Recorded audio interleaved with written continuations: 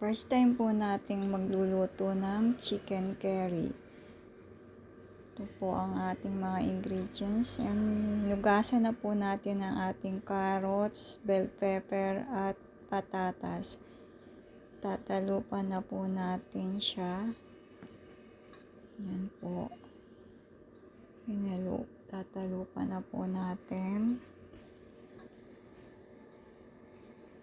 Dahil nahugasan na natin, and then pati na yung carrots. And then hiwain na din po natin ang ating carrots and patatas. Hiniwa lang po natin siya into cubes. Hindi naman masyadong maliit. Tama lang po ang hiwa. Parang lang po. Para hindi kapantay lang din po ng ating manok. Pati yan, bell pepper ay hiniwa natin ng pa-triangle. And then, ating yung chicken curry mix ay minix natin sa water, and then dinissolve natin sa water para hindi siya magdikit-dikit pag nilagay sa ating manok.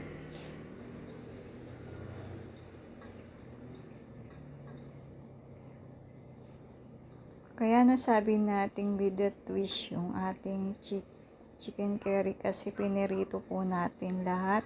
Pinirito natin ng carrots, patatas, bell pepper, pati na. Pagkatapos nating pirituhin yun sa pinagpirituhan po ay sinunod natin ang ating manok. Kaya siya with the twist dahil pinirito muna natin ang ating manok para masarap siya. Yan, naprito na po natin. Yung pinagpirituhan po ay doon na rin natin siya igigisa ang ating manok ng bawang sibuyas, and then lagay na din natin ang ating piniritong manok. Hindi naman po siya masyadong perito, parang pina-brown lang po natin.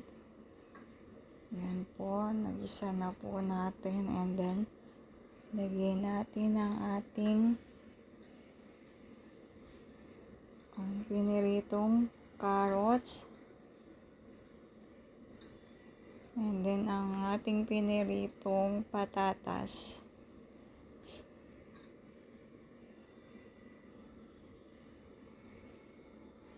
And then sunod na po natin ang ating dinissolve na chicken curry mix and water.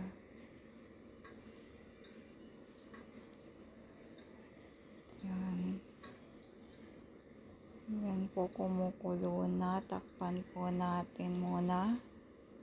And then yan, binuksan natin uli. Lagyan natin ng paminta. Nilagyan ko din pala po yan ng salt and sugar. And ating ilagay ang ating bell pepper. Halo-halo po natin. Yan po, luto na po siya. Kulang na lang ang kanin. Thank you for watching. Bye!